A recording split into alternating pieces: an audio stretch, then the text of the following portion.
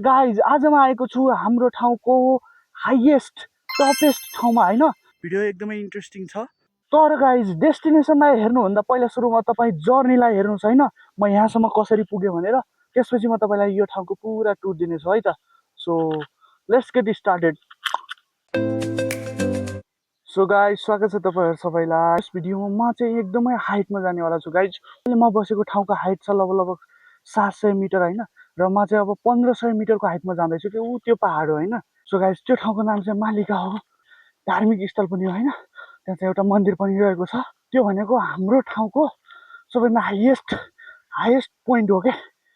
भाग्यले साथ दिएसम्म यदि मौसम क्लियर भयो भने चाहिँ त्यहाँबाट एउटा हिमाल पनि देखिन्छ होइन।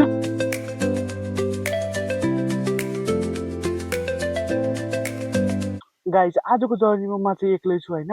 एक्लै नै त्यहाँसम्म पुग्नेछु। जङ्गलको बाटो एकदमै खतरनाक हुनेवाला छ। हिँडेर पनि त्यहाँसम्म पुग्न सकिन्थ्यो होला, तर एउटा समस्या लागिरहेको छ यार मलाई यार। आज हेर्नु त, ओहो पुरा बादल नै बादल छ यार। यति पानी पऱ्यो भने त त्यहाँसम्म जानु गाह्रै पर्छ, फेरि जान सकिँदैन होला क्या। त्यही कारण यार बस पानी नपरोस् यार। जुन ठाउँमा आज म जाँदैछु नि गाइज, त्यो ठाउँमा म पहिला एकपटक मात्रै गएको छु। अहिले जुन हाइटमा म आएको छु, वातावरण क्लियर भइदियो त्यतातिर टक्कै हिमाल देखिँदै। Guys this is pure village भाइ होइन।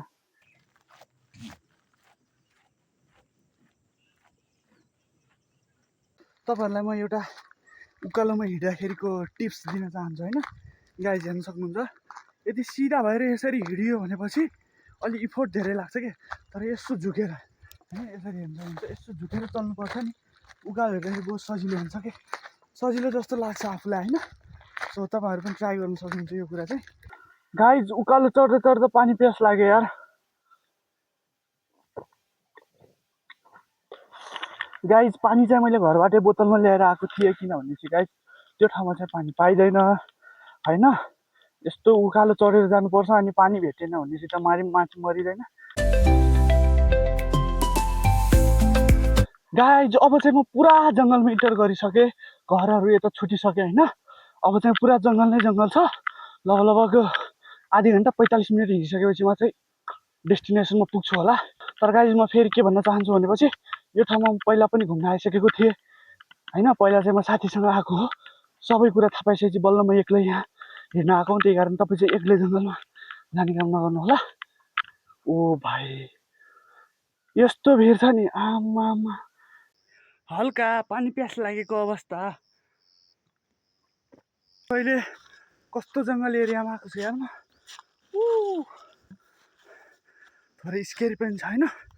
लेके प्रभु का नाम जय श्री राम। म चाहिँ फाइनल चढावमा चढ्दैछु होइन।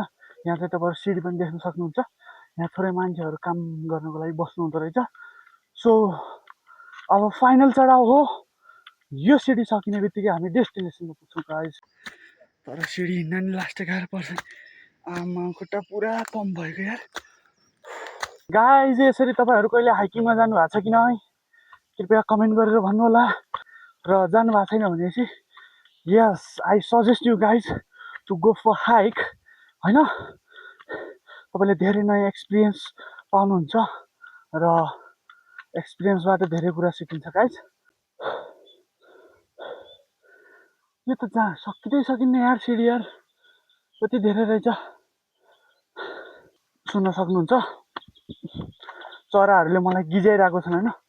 ओइ केटा उकालो हिँड्न सक्दैनस् त, यत्रो जवान भएर पनि उकालो हिँड्न सक्दैनस् भनेर जिस्काइरहेको छन्। म मुख तोडेर हिँडिरहेको छु गाइस। क्लास 12मा घनघसियाको उकालो काट्दा भन्ने नियात्रा कोले पढ्नु भएको छैन, त्यसको रियल लाइफ इक्जाम्पल म यहाँ देखाउँदैछु गाइस। घनघसियाको उकालो जस्तै पो रहेछ त मालिकाको उकालो। गाइज आँखामा पसिना पस्यो भने चाहिँ कस्तो फिल हुन्छ तपाईँहरू भन्नुहोस् है। त्यस्तै मलाई भइरहेछ यार अहिले। फाइनली गाइज फाइनली म चाहिँ पुगिसकेँ डेस्टिनेसनमा। तपाईँहरू देख्न सक्नुहुन्छ। ओ भाइ साहब, ओ भाइ साहब, ओ भाइ साहब, क्या भिड छ यार। मलाई त डर लागिरह्यो देखेर डर लागिरह्यो यार। फाइनली गाइज म चाहिँ भ्यू पोइन्टमा पुगिसकेँ। यो चाहिँ टपेस्ट पोइन्ट हो होइन हाम्रो ठाउँतिरको। मेरो एक्सपेक्टेसन यो थिएन गाइज यार, म तपाईँहरूलाई यस्तो दामी दामी चिज यहाँबाट देखाउँला भनेर आएको थिएँ होइन। तर सब यार हिमाल देखिन्थ्यो यहाँबाट होइन, अनि डाँडाकाँडा यस्तो मजाले देखिन्थ्यो नि, केही देखिन्न के, पुरा कुहिरो मात्रै छ। जय श्री राम, जय श्री मालिका माइकी जय।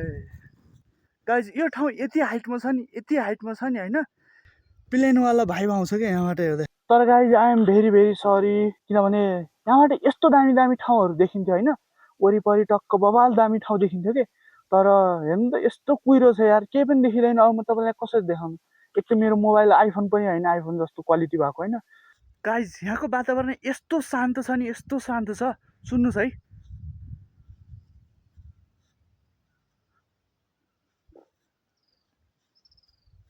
साँच्चीकै शान्त वातावरण खोज्ने मान्छे चाहिँ यहाँ आउनुपर्छ कि।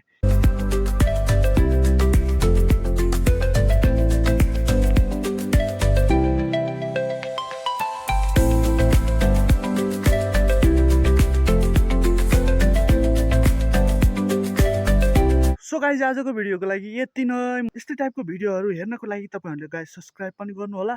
सो भेटौँला अर्को भिडियोमा, तबसम्मको लागि बाई बाई। अघि उकाली हेर्दा कस्तो अप्ठ्यारो भएको थियो होइन, अब ओह्राली हिँड्न कस्तो मजा आइरहेको।